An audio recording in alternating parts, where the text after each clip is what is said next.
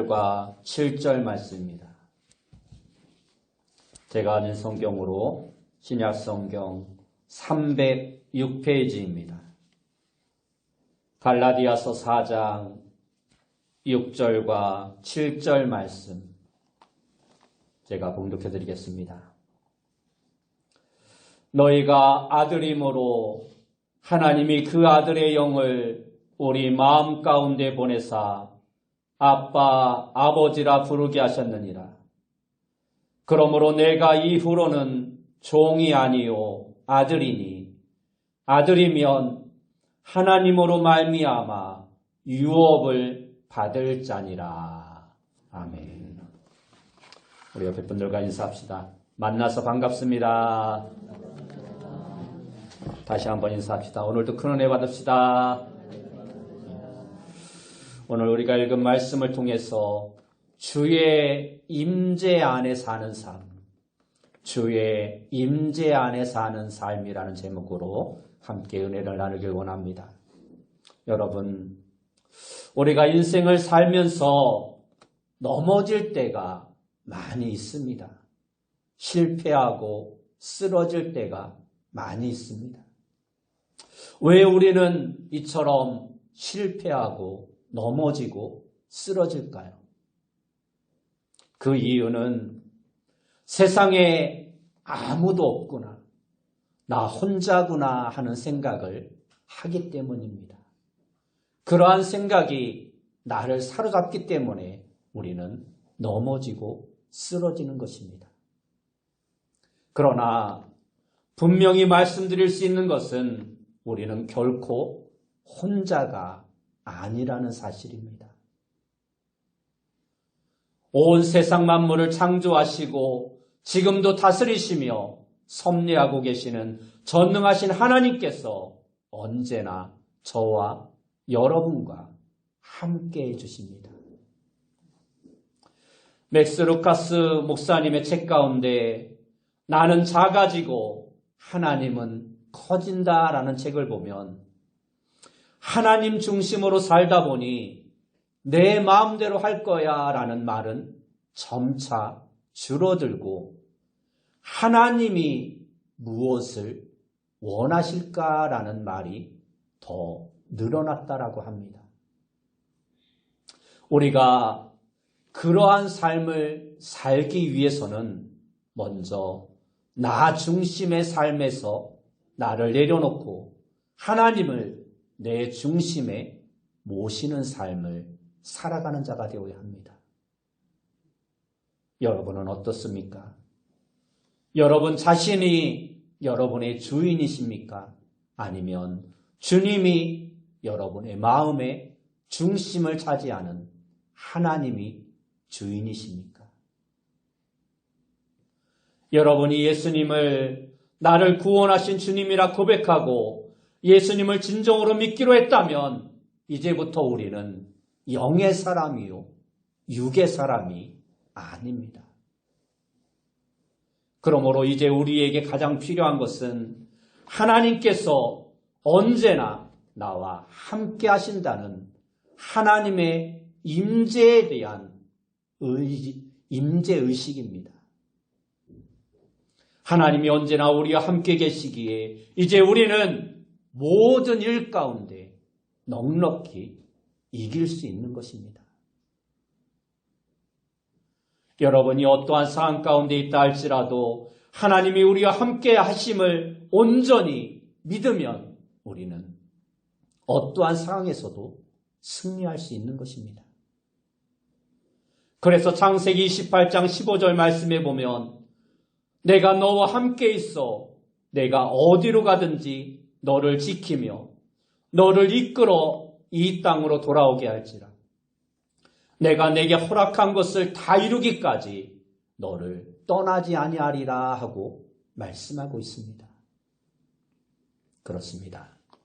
하나님은 우리에게 약속하시고 우리에게 허락하신 것을 다 이루기까지 결단코 우리를 떠나지 아니하시고 우리와 늘 함께 해주시겠다라고 약속하셨습니다. 그러므로 우리는 그 어떠한 경우에도 우리와 함께 하시는 그 임마누엘 주님으로 말미암아 반드시 승리할 것을 믿고 이 험한 세상을 담대히 헤쳐나가는 자가 되어야 합니다. 그렇다면 주의 임재 안에 사는 삶이란 어떠한 삶을 말씀하고 있는 것일까요? 첫째로 주의 임재 안에 사는 삶이란 종이 아닌 하나님의 자녀다운 삶을 사는 것을 말씀하고 있는 것입니다.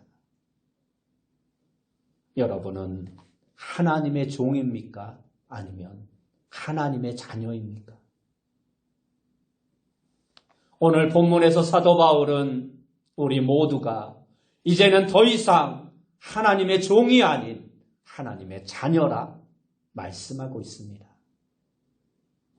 오늘 본문의 말씀을 보면 너희가 아들이므로 하나님이 그 아들의 영을 우리 마음 가운데 보내사 아빠, 아버지라 부르게 하셨느니라. 그러므로 내가 이후로는 종이 아니요 아들이니 아들이면 하나님으로 말미암아 유업을 받을 자니라 말씀하고 있습니다. 그렇습니다. 성경은 우리에게 더 이상 종이 아니라 아들이라 말씀하고 있습니다. 그리고 더 나아가 하나님의 유업을 이을 자라 말씀하고 있습니다. 그래서 우리는 하나님을 아빠, 아버지라 부를 수 있는 것입니다. 우리가 율법 아래 계속 있다면 여전히 종이겠지만 예수 그리스도가 그 모든 율법을 완성하셨기에 이제 우리는 종이 아닌 하나님의 자녀가 된 것입니다.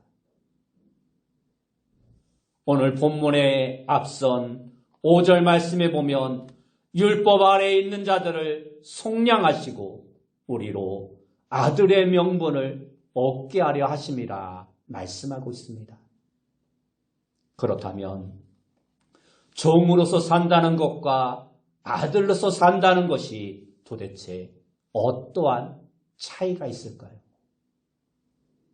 먼저 종으로 산다는 것은 주인이 원하는 것만을 한다는 것을 말하고 있는 것입니다. 이때는 주인이 내 삶의 모든 것의 기준이 됩니다. 주인이 원하는 것을 할 때만 비로소 옳다라고 인정을 받게 되는 것입니다. 그러므로 종은 늘 머릿속에 내가 주인을 위해서 무엇을 해야 하는지 수동적인 생각으로만 가득 차 있는 것입니다. 혹시 여러분 가운데도 아직까지 이러한 종의 모습으로 살아가고 있는 분이 계시지 않습니까? 자기 뜻대로가 아닌 어쩔 수 없이 마지못해 신앙생활하는 분이 있지 않습니까? 이러한 사람을 사도 바울은 율법 아래 있는 사람이라 말씀하고 있습니다. 율법 아래 있는 사람은 오직 행위만을 강조합니다. 내가 무엇을 해야 한다라는 생각으로만 가득 차 있습니다. 주인이 원하는 것을 반드시 해야 한다라는 그 의식이 그를 사로잡고 있는 것입니다. 그래서 그 행위를 하면 기분이 좋고 그것을 하지 못하면 지나친 죄책감에 빠지게 되는 것입니다. 율법은 이처럼 우리가 하는 모든 일에 대해 스스로 비판하게 함으로써 우리의 잘못을 들추어내고 우리가 항상 죄의식에 사로잡혀 살아가게 합니다. 또한 율법은 우리의 실패를 지적하고 우리 자신의 한계를 분명하게 드러내어 우리로 열등의식에 사로잡히게 합니다. 너는 그것밖에 안 되는 존재야. 너 이거 잘못했잖아. 너 이거 죄 지었잖아. 이것을 나타내는 것이 바로 율법의 역할이라는 것입니다. 그렇습니다. 죄의 종으로서 산다는 것은 이처럼 율법 아래 산다는 것이요. 이는 한마디로 숨막히는 인생, 날마다 죄책감에 사로잡힌 인생으로 살아갈 수밖에 없는 것을 말씀하고 있는 것입니다. 그러나 아들로서 산다는 것은 그와 정반대입니다.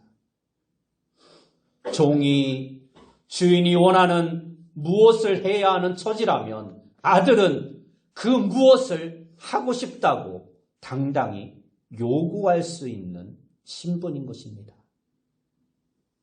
아들이 그렇게 말할 수 있는 것은 그에게 자유와 능력이 있는 그러한 신분이기 때문입니다.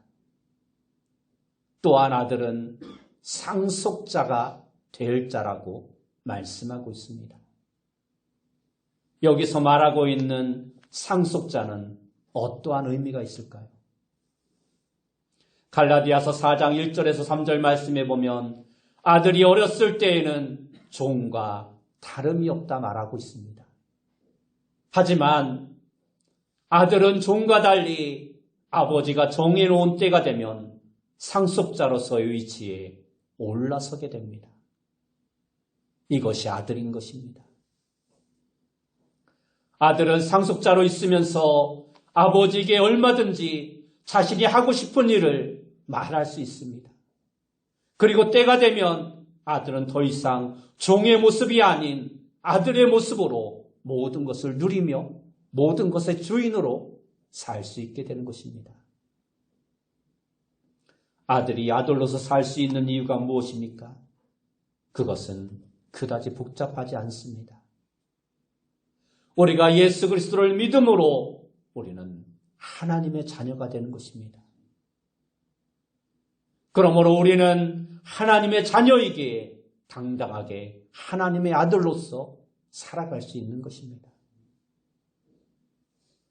우리가 주의 임재 안에 산다는 것 역시 하나님의 자녀이기에 주의 임재 안에 살게 되는 것입니다.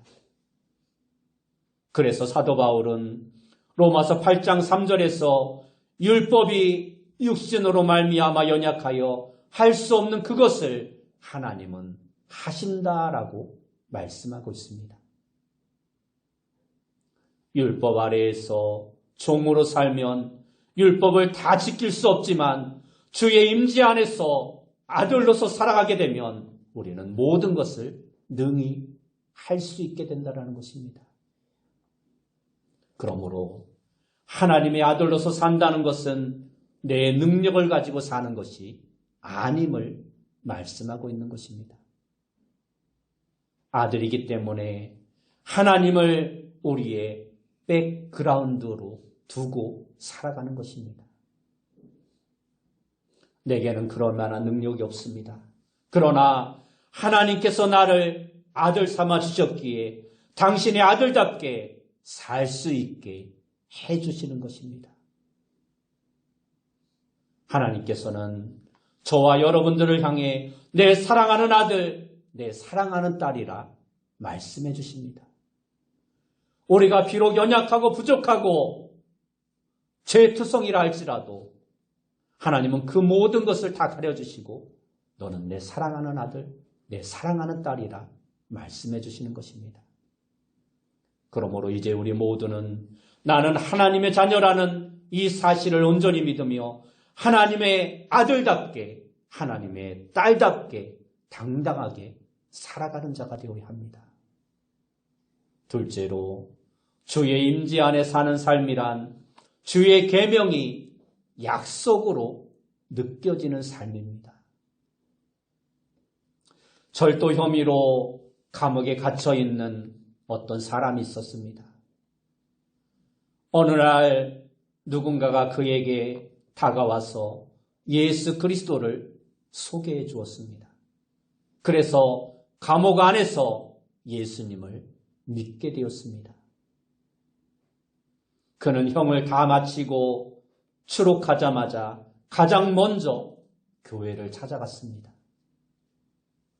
교회에 들어간 그는 맨 뒷자리를 선택하여 앉았습니다. 그리고는 교회 앞을 바라보았습니다. 그 순간 그는 강단 양쪽에 10계명에 5계명씩 양쪽으로 새겨져 있는 것을 보고 실망하지 않을 수 없었습니다. 그는 생각했습니다. 이것은 내가 가장 싫어하는 것인데 나는 내가 연약하다는 것을 너무나 잘 알고 있고 내가 실패자라는 것도 잘 알고 있다.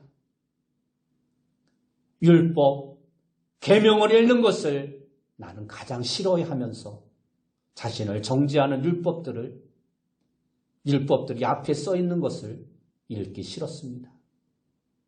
그러나 그는 인내하며 자신이 지금까지 한 번도 지켜보지 못했던 그 율법들로 말미암아 괴로웠지만 그래도 그 율법 10계명의 계명들을 하나하나 읽어가기 시작했습니다.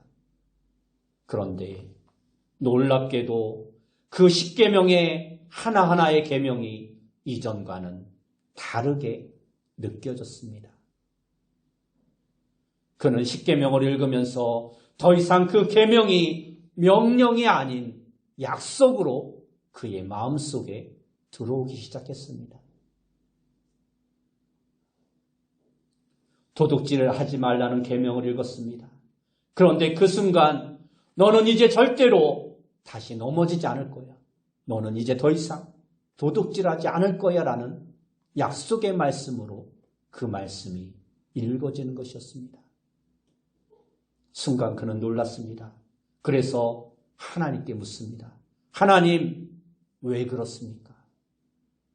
그러다 놀랍게도 그 순간 하나님의 음성이 들려왔습니다.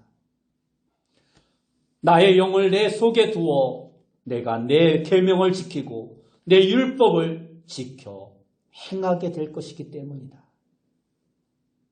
이어서 거짓 증거하지 말라라는 계명을 읽었습니다. 이 명령 역시 그에게 약속의 말씀으로 들려왔습니다. 하나님 감사합니다. 하지만 왜 그런지 저는 아직 알지 못하겠습니다. 그 순간 또다시 하나님의 음성이 들려왔습니다.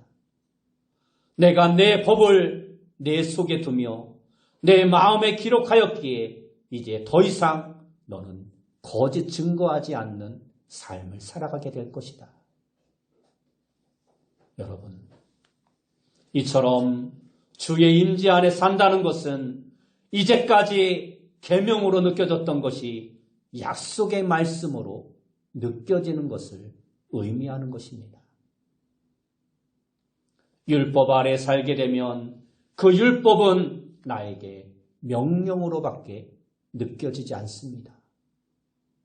하지만 우리가 주의 임재 안에 살게 되면 율법은 이미 예수 그리스도로 말미암아 우리에게 완전히 성취되었기 때문에 이젠 더 이상 율법이 아닌 계명이 아닌 나를 반드시 지켜주시고 나를 항상 지켜주시겠다라는 약속이요 하나님의 축복의 말씀으로 내게 다가오는 것입니다. 그러므로 성도가 이 세상을 살면서 결코 두려워할 필요가 없는 것은 이제 더 이상 계명에 살지 않고 우리는 주의 임재 안에서 약속의 말씀을 따라 살아가는 자가 되었기 때문입니다. 그렇다면 어떠한 사람이 진정으로 주의 임재 안에서 살 수 있을까요? 첫째는 하나님의 능력을 의지하는 사람입니다. 여러분, 우리는 이제 더 이상 율법의 노예가 아닙니다. 따라서 더 이상 율법에 의해 좌지우지 될 필요가 없는 것입니다. 갈라디아서 4장 9절의 말씀을 제가 표준 새번역 성경으로 읽어드리겠습니다. 쉬운 성경으로 번역되면 갈라디아서 4장 9절 말씀에 이렇게 말씀하고 있습니다. 지금은 여러분이 하나님을 알 뿐 아니라 하나님께서 여러분을 알아주셨습니다. 그런데 어찌하여 그 무력하고 천하고 유치한 교훈으로 되돌아가서 또다시 그것들에게 종로로 타려고 합니까? 하고 말씀하고 있습니다. 여기에서 가장 중요한 것은 하나님께서 우리를 알아주셨다라는 말씀입니다. 죄인된 우리가 먼저 하나님을 알게 된 것이 아닙니다. 연약한 우리가, 무능했던 우리가 하나님을 알았던 것이 아니라 말씀하고 있습니다. 감사하게도 하나님께서 먼저 우리를 알아주셨습니다. 여기에는 두 가지 의미가 담겨 있습니다. 하나는 하나님께서 나를 알고 계시다는 것 자체가 나의 감정적인 문제와는 전혀 상관이 없다라는 것입니다. 설마 하나님께서 나를 알아주시겠어? 설마 하나님께서 나를 알고 계시겠어? 우리가 그렇게 의심한다 할지라도 하나님께서는 이미 나를 나보다 더 구체적으로 자세하게 알고 계시다는 것입니다. 또 다른 하나는 하나님께서 나를 알고 계시기 때문에 우리는 우리의 삶에 대해서 더 이상 걱정할 필요가 없다라는 것입니다. 그러니 우리는 두려워할 필요도 없고 놀랄 필요도 없는 것입니다. 기죽어 지를 필요도 없고 하나님의 능력이 우리와 함께 하시기에 우리는 아무 걱정할 필요가 없는 것입니다. 하나님께서 우리의 모든 것을 다 알고 계십니다.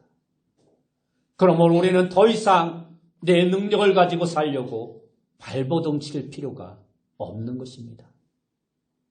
오히려 발버둥 칠수록 더욱더 힘든 것은 나 자신입니다. 더 나아가 나 자신의 한계를 미리 그을 필요도 없는 것입니다. 한계란 내게 있어서 한계일 뿐 하나님께는 한계란 있을 수 없기 때문입니다.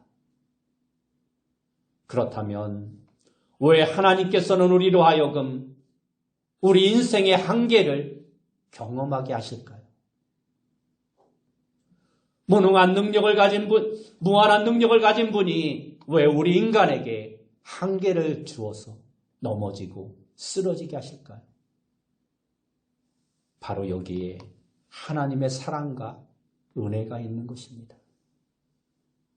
하나님은 우리 인간이 경험하는 한계를 통해서 우리 인간이 스스로 깨어지고 회개하여 주님께 돌아오기를 간절히 원하고 계시기 때문입니다. 그런데 많은 사람들은 자신의 한계를 뛰어넘기 위하여 물질과 명예와 권력과 지식과 같은 것을 붙들고 그것을 의지하며 살아갑니다. 그리고 우리는 이러한 것들을 다 갖추어야만 비로소 성공한 인생이요, 존경받는 인생이요, 삶의 목적을 이룬 사람이라 말을 합니다. 부러워합니다. 그러나 하나님께서 보시는 것은 우리와 다릅니다. 하나님께서는 우리가 물질이나 명예나 권력이나 지식과 같은 것으로 우리 인생의 한계를 뛰어넘기를 원치 않으십니다. 하나님의 방법은 다릅니다. 하나님께서 원하시는 방법은 절대적인 순종입니다. 우리 인간의 철저한 깨어짐입니다. 내 능력이 아닌 하나님의 능력으로 살고자 하는 겸손한 자세인 것입니다. 좀 더 구체적으로 말씀드리자면 하나님은 우리가 하나님 앞에 온전히 그리고 완전히 항복하기를 원하십니다. 나 자신이 기댈 수 있는 모든 것을 다 내려놓으시기를 원하십니다.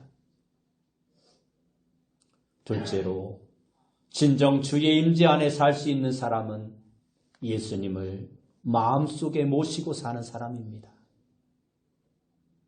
사실 우리 가운데 율법 안에 거하면서 살고자 하는 사람은 한 사람도 없을 것입니다. 우리 모두는 다 하나님의 은혜 가운데 살길 원합니다. 하지만 말은 그렇게 하지만 그렇게 살아가는 것이 결코 쉽지 않습니다. 은혜 안에서 하나님께서 원하시는 모습으로 살길 원하지만 그렇게 사는 것이 너무나 힘들기 때문입니다. 그래서 사도 바울도 로마서 7장 14절과 15절에서 우리가 율법은 신령한 줄 알거니와 나는 육신에 속하여 죄 아래에 팔렸도다. 내가 행하는 것을 내가 알지 못하나니 곧 내가 원하는 것을 행하지 아니하고 도리어 미워하는 것을 행함이라 말씀하고 있습니다. 우리는 모두 죄 짓지 않고 할 수만 있다면 주님을 영화롭게 하기를 원합니다. 그런데 그게 잘 안 되는 이유는 우리가 주님께 가까이 가야 한다고 항상 생각하고 있기 때문입니다. 하지만 내가 주님께 가까이 가는 것이 아닙니다. 우리는 다만 우리 주님을 내 안에 영접하면 될 뿐입니다. 우리가 예수님을 나의 구주로 영접하는 순간 주님이 내 안에 거하시게 되고 나는 그분과 하나가 되는 것입니다. 그러므로 이제 누가 사는 것입니까? 내가 사는 것입니까? 아닙니다. 내 안에 계신 예수 그리스도께서 사는 것입니다. 나를 사랑하사 십자가에 죽으신 그 예수 그리스도의 은혜로 내가 살아가게 되는 것입니다. 그렇습니다. 누가 주의 임재 안에 살 수 있느냐? 바로 이 질문에 대해 예수 그리스도를 내 마음속에 모심으로 그분과 하나 된 사람만이 주의 임재 안에 살 수 있다는 것입니다. 우리는 이 말씀을 확실히 믿는 자가 되어야 합니다. 예수 그리스도를 마음속에 모시고 산다는 것은 그를 위해 어떠한 방법을 추구하는 것을 의미하는 것이 아닙니다. 그런데 우리는 항상 하나님 어떻게 사는 것이 무엇을 하는 것이 하나님이 원하시는 것입니까? 질문을 합니다. 우리 인간은 항상 무엇이라는 것에서 방법을 찾으려고 합니다. 그러나 진정한 해답은 무엇이 아니라 예수 그리스도 바로 그 자체입니다. 오직 예수님만이 우리의 승리의 비결이요. 오직 예수님만이 진정한 은혜와 축복의 비결인 것입니다.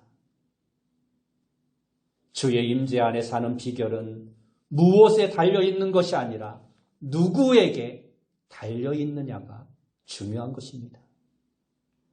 그래서 사도 바울도 누가 이 사망의 몸에서 나를 건져낼까 한탄하였던 것입니다. 그리고는 이렇게 고백합니다. 오직 예수 그리스도로 말미암아 우리가 승리할 수 있노라. 그렇습니다. 우리를 사망의 몸에서 건져내 주실 분은 오직 예수 그리스도입니다. 우리를 은혜와 축복으로 이끌어 주실 분 또한 오직 예수 그리스도입니다. 뿐만 아니라 우리를 영원한 생명으로 인도하실 분도 역시 예수 그리스도입니다. 우리가 무엇을 하고 우리가 어떤 것을 이루어야만 되는 것이 아니라 예수 그리스도 그분이 우리의 모든 것의 해결책이 되는 것입니다. 이제 말씀을 맺겠습니다. 여러분, 이제 후로는 내 힘과 내 능력, 내 지혜로 살아가는 것이 아니라 주의 임재 안에서 성령으로 부어주시는 그 힘과 능력을 믿고 하나님의 지혜로 살아가는 여러분들이 되시기 바랍니다. 그러면 그 어떠한 환난과 핍박이 다가온다 할지라도 우리는 넉넉히 승리할 수 있게 되는 것입니다. 왜 그렇습니까? 우리 안에 계신 성령님께서 반드시 승리하게 해 주실 것이기 때문입니다. 여러분 모두가 날마다의 삶 속에서 주의 임재 안에서 맡겨진 사명을 기쁘게 준행함으로써 하나님께 날마다 감사와 찬양을 올려드릴 수 있는 귀한 성도님들의 다 되시길 예수님의 이름으로 축원합니다. 기도하겠습니다. 사랑하는 주님, 우리 모두가 날마다 주의 임재 안에서 살아가며 무엇을 하기보다 날마다 하나님과 동행하는 거룩한 삶을 살아가는 자 되어줄 수 있도록, 그리하여 날마다 하나님을 기쁘시게 하는 우리의 삶이 되어줄 수 있도록 인도하여 주옵소서. 예수님의 이름으로 기도드리옵나이다. 아멘.